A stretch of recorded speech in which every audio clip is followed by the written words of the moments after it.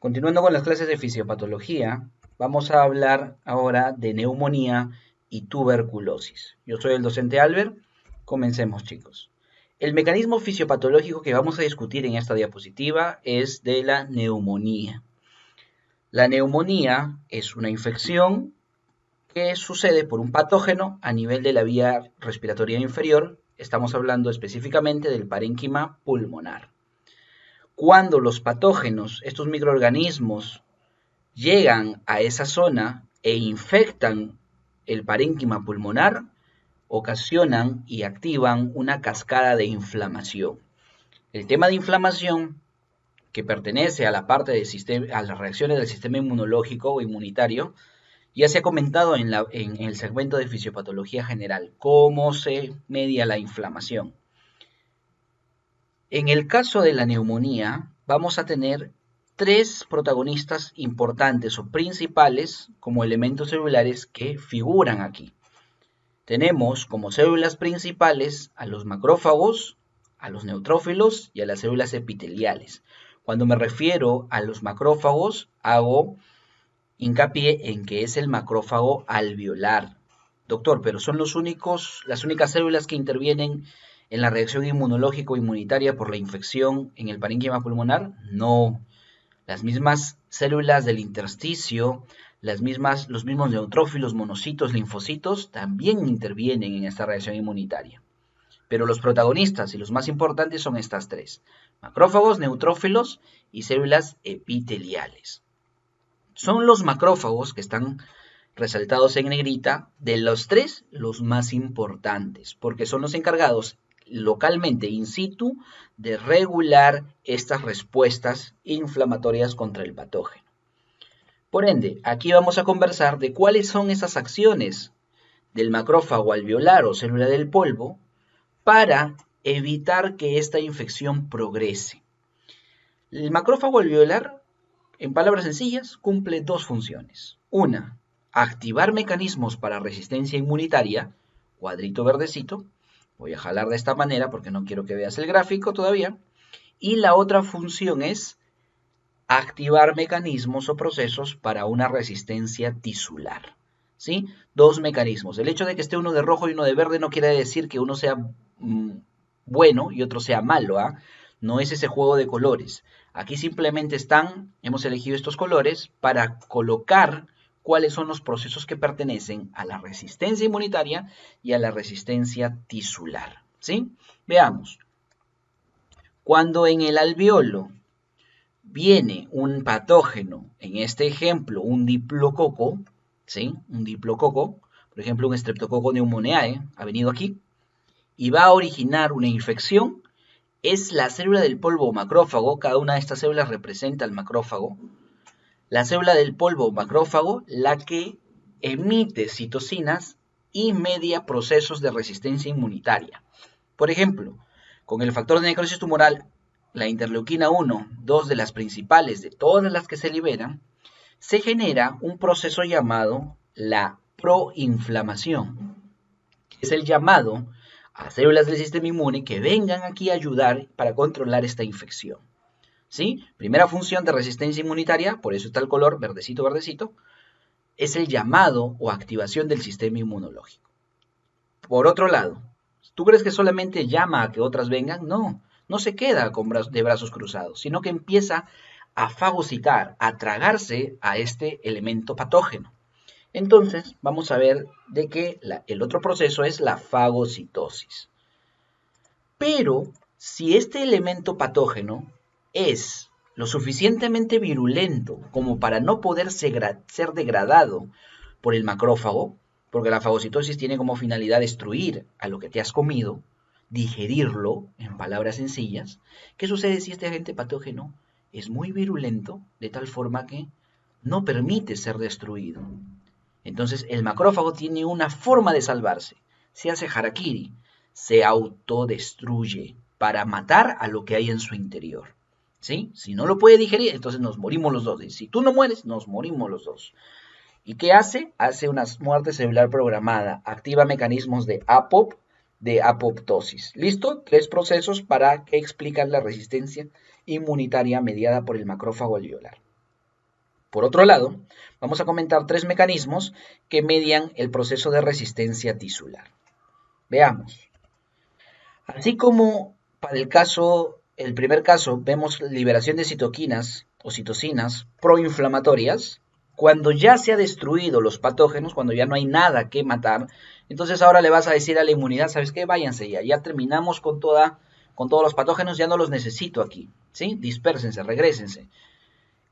Esto se llama antiinflamación y lo realiza mediante otras citocinas. La más resaltante es la interleuquina 10 que vemos aquí. O un montón. La más resaltante, la 10. ¿Bien? Ahora, ¿qué sucede si un macrófago alveolar intentó hacer apoptosis, pero algunos de los diplococos, de estas bacterias, sobrevivieron en el interior de los restos apoptósicos? Cuando haces apoptosis te divides en varias vesículas la célula. Estos restos apoptósicos terminan siendo deglutidos por otros macrófagos, ¿sí? Como la misma célula alveolar o macrófago alveolar que puede deglutir a lo que quedó de otro macrófago que hizo apoptosis. ¿Por qué? Porque los restos apoptósicos, si caen en el tejido directamente, van a ocasionar inflamación.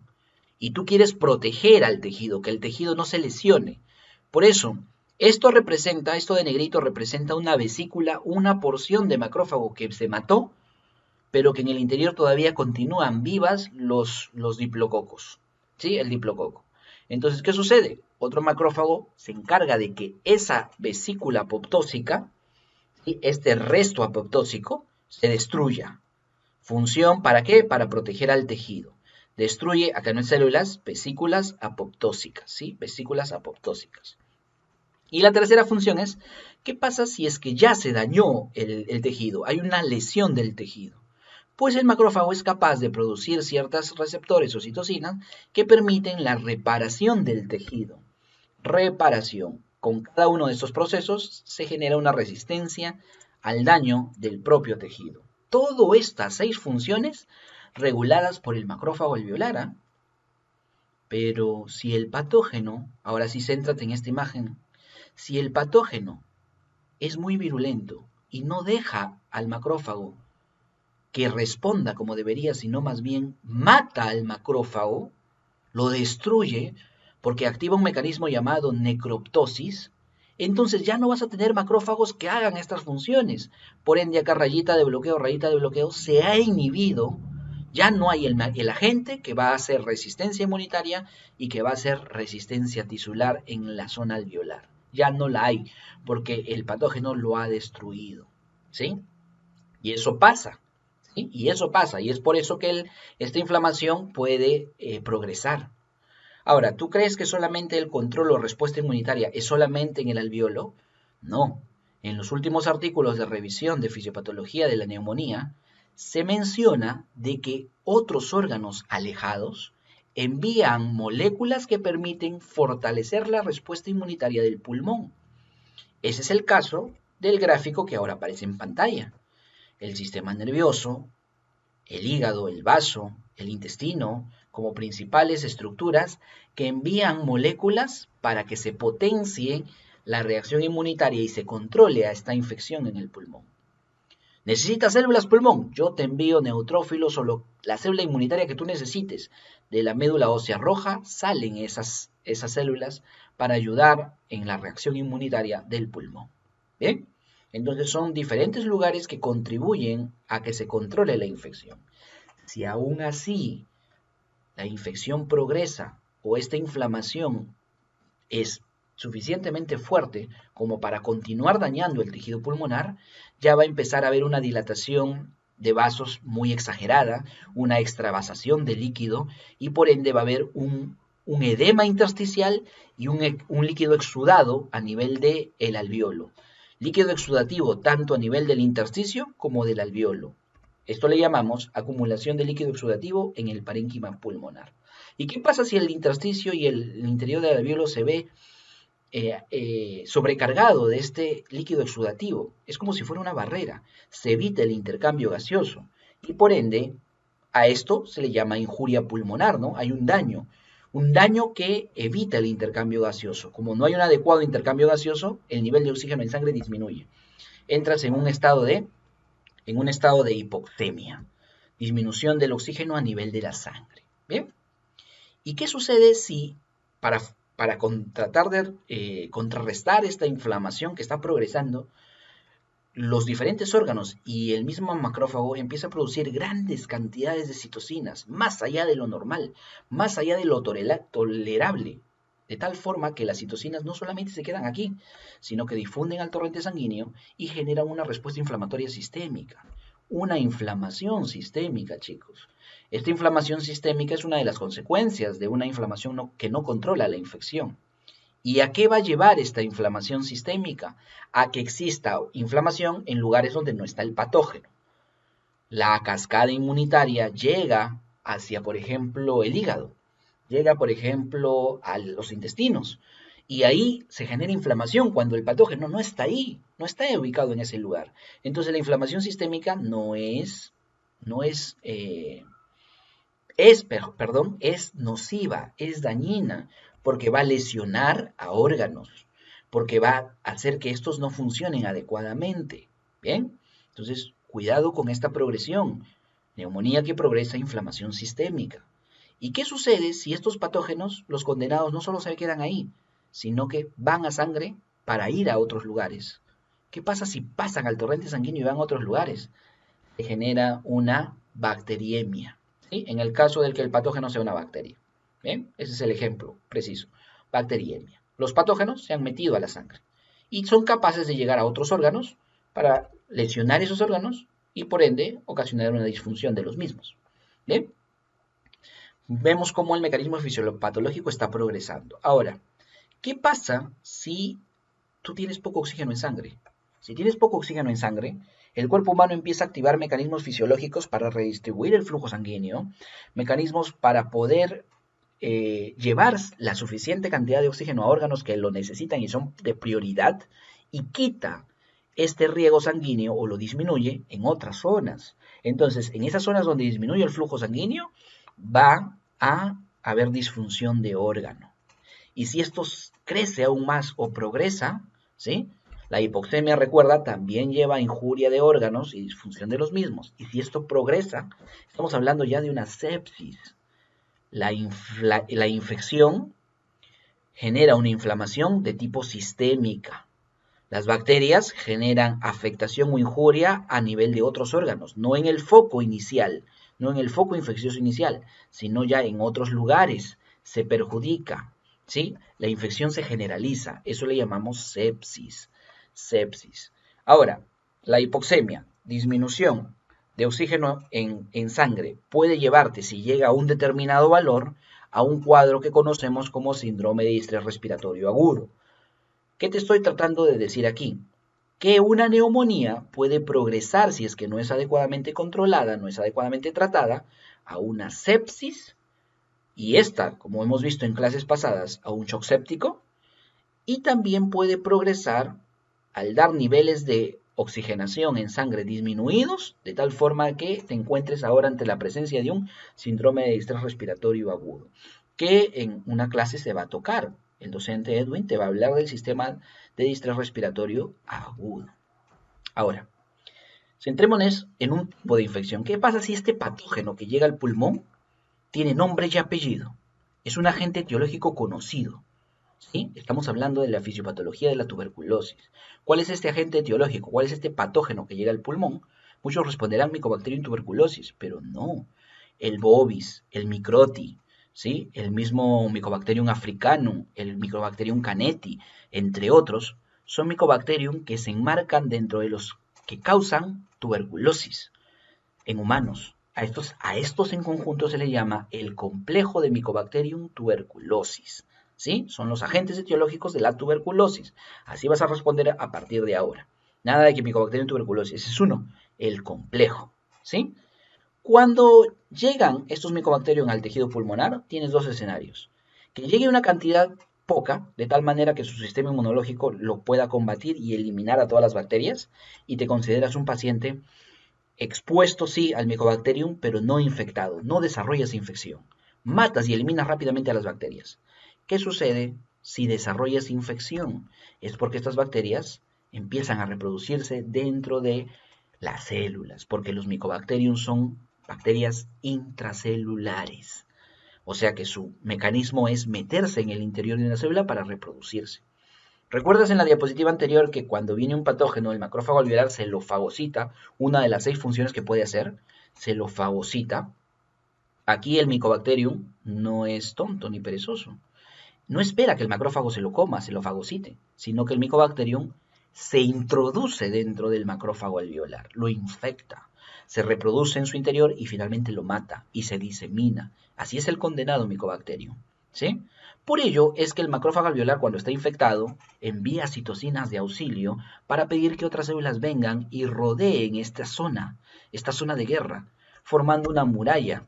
Esta muralla se comporta como un bloque que evita que se disemine o que estos micobacterium puedan ir a otro lugar, ¿sí? Se forma rápidamente una muralla, un bloque de contención con diferentes tipos celulares. A esto se le llama granuloma. Granuloma. Recuerda, con el fin de contener a los agentes patógenos. Ahora, ¿qué pasa si no se llega a contener adecuadamente? Si se forman algunos granulomas y otros no son lo suficientemente fuertes como para contener el Mycobacterium y este empieza a invadir a otras células, se desarrolla una TBC. ¿Sí? Una TBC de tipo primaria o de primoinfección. ¿Sí? Es decir, primera vez que te expones, primera vez que te infectas con el Mycobacterium y desarrollas tuberculosis. ¿Qué sucede en el caso entonces de que los granulomas se formen adecuadamente? Bueno, no van a salir de aquí los Mycobacterium. Entonces, ¿qué sucede? Empieza en el interior del granuloma a destruirse todo el contenido. Si se llega a matar a los Mycobacterium, a todos los que están en el interior, pues te considerarás un paciente curado, porque no queda ninguna bacteria. Se ha controlado con granulomas, se ha eliminado todas las bacterias y estás curado. Pero si el granuloma, por más que hace necrosis en su interior, no logra matar a todas las micobacterias, sino que algunas quedan, las micobacterias van a estar ahí, pero no van a salir. Solamente cuando se debilite la inmunidad del paciente, cuando sufra una comorbilidad, la inmunidad va a bajar y estas murallas ya no van a ser lo suficientemente fuertes y el Mycobacterium va a salir para ocasionar tuberculosis, ¿sí? Por lo tanto, mientras tú estés con un sistema inmunológico normal o no debilitado, esas bacterias van a seguir en tu cuerpo ahí, en ese granuloma. A eso le llamamos TBC latente. TBC latente. Ahora, un punto aparte, ¿no? ¿Cómo es la evolución de un granuloma? Un granuloma hace en su interior necrosis gaseosa, licuefacción de las células y micobacterium que estén en el interior, produciendo una sustancia que con una tos fuerte podría reventar esta pared y salir el contenido. Cuando eso le sucede a un granuloma, el contenido de necrosis o licuefactivo sales, es expulsado, se transforma este granuloma en una cavidad o caverna tuberculosa, ¿sí? En una cavidad, que es el rezago finalmente o la evolución de un granuloma que ha liberado su contenido o que ha terminado por destruir todo lo de su interior. Se transforma en una caverna. Bien, la TBC primaria, tu sistema inmunológico puede recuperar, ¿sí? Y nuevamente tratar de matar a todas las bacterias, a los Mycobacterium, pero algunos pueden quedar. Si algunos quedan, se transforma en una TBC latente, en nuevos granulomas que se han formado, ¿sí? En una TBC latente. La TBC latente, recuerda, cuando tu sistema inmunológico baje, va a reactivarse. Los Mycobacterium van a salir de ahí y van a ocasionar tuberculosis. Esa tuberculosis se le llamará secundaria. Entonces, ¿cómo se origina una tuberculosis secundaria? Por reactivación de la latente. Otra forma de originar tuberculosis secundaria es que tú después de una primoinfección desarrolles o no, te cures o desarrolles una tuberculosis primaria en cualquiera de los escenarios, ¿sí? Si posteriormente tienes una nueva exposición o nueva inhalación de nuevos agentes, nuevos Mycobacterium, ¿sí? Tienes una segunda, tercera, cuarta, la que sea, una nueva exposición, si desarrollas tuberculosis, se llamará tuberculosis secundaria, ¿sí? Bueno, como tal, tuberculosis no estamos en clínica, no estamos en medicina interna, no vamos a hablar de la enfermedad. Estamos hablando solamente de su fisiopatología. Entonces, tanto primaria o secundaria, adquirida por prima infección o adquirida por nueva exposición o por reactivación de una tuberculosis latente, cualquiera de ellas puede curar con la terapia farmacológica, con la misma potenciación de tu inmunidad, o puede progresar. ¿Qué pasa si esa TBC progresa? Si esa TBC progresa, va a originar que los micobacterios no solamente se queden en el parénquima pulmonar, en la zona distal, zona sacos alveolares, sino que esa, por ejemplo, esa infección ascienda y ahora se comprometa a la parte de los bronquios, bronquiolos y bronquios. Y ahí tienes una bronconeumonía, que es una progresión de la TBC, ¿sí? Recuerda, toda TBC origina una neumonía, neumonía por TBC. Pero si ahora progresa la inflamación a la zona bronquial, bronconeumonía. ¿Puede progresar más allá de esa región? Claro. Puede diseminarse los micobacterios.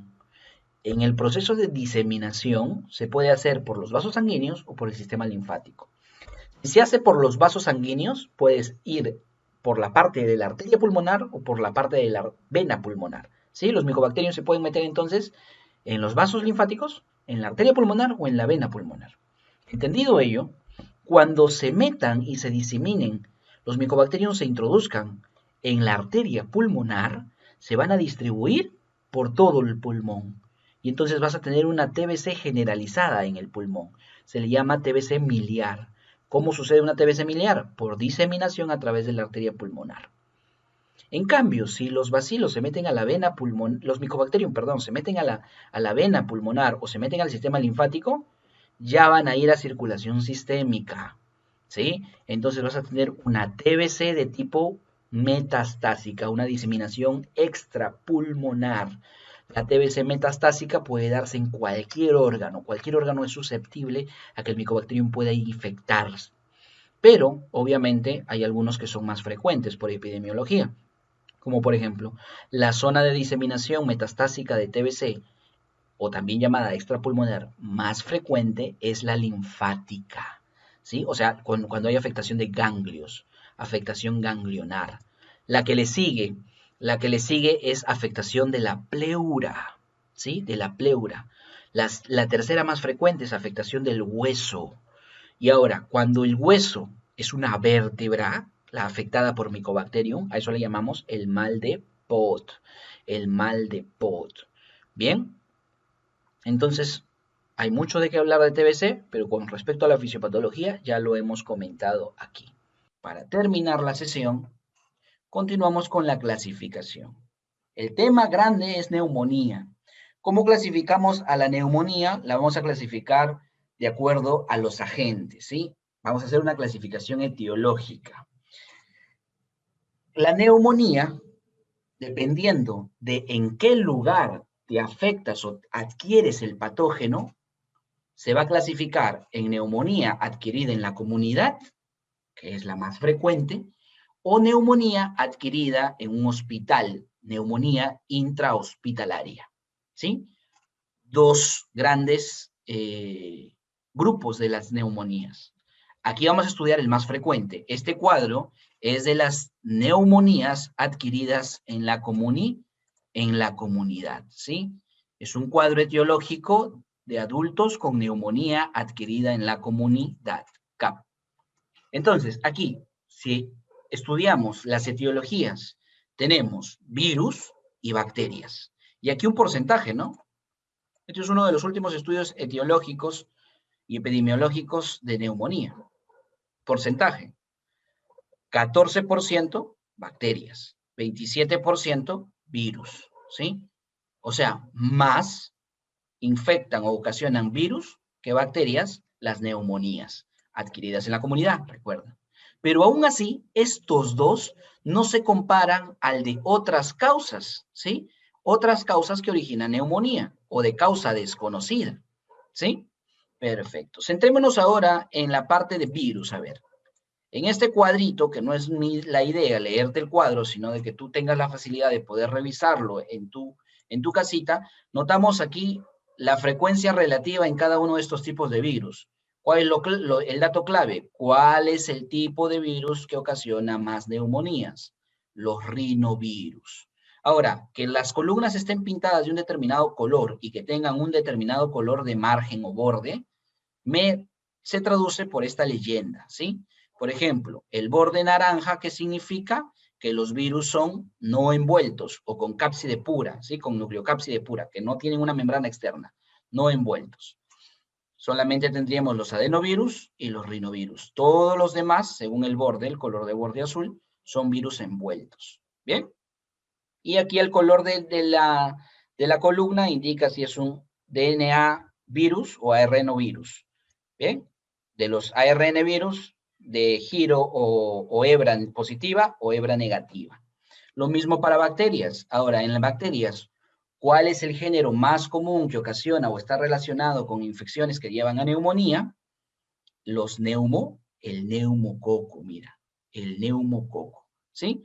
Luego tenemos también el micoplasma, que por cierto es el principal agente etiológico de las neumonías atípicas, ¿sí? Y bueno, tienes una serie de familias de bacterias, así como la clasificación, si es una gran positiva, gran negativa o atípica, el color de la barrita, y el color del borde, si se trata de un coco, si se trata de un bacilo, de una célula, de una bacteria, perdón, con vida intracelular, como es el caso de las micobacterias, ¿sí? Y la legionela, ocasionan neumonía, o sea, las dos hacen un cuadro muy parecido, ¿sí? Muy nocivo, porque son bacterias intracelulares, sino que la más frecuente es la Mycobacterium que va a originar la tuberculosis, y lo que hemos estudiado ya en la diapositiva anterior. Muy bien, chicos, tienes ahí el cuadro para revisar. Definamos, por último, qué es la neumonía. La neumonía es una infección del pulmón que provoca la acumulación de líquido exudativo. ¿Infección del pulmón? Cierto. ¿Qué provoca esta infección? Acumulación de líquido exudativo en el parénquima pulmonar, tanto en el intersticio como en el interior del alveolo, comprometiendo de esta manera la función respiratoria. ¿Correcto? Definición fisiopatológica de neumonía. Por último, definición de tuberculosis. Es una enfermedad, es un tipo, es una enfermedad que cuando ataca al pulmón ocasiona una neumonía, ¿sí? Es una enfermedad infectocontagiosa que afecta generalmente a los pulmones, pero como hemos visto en su fisiopatología, puede atacar a cualquier otra parte del cuerpo. Muchachos, esto ha sido todo.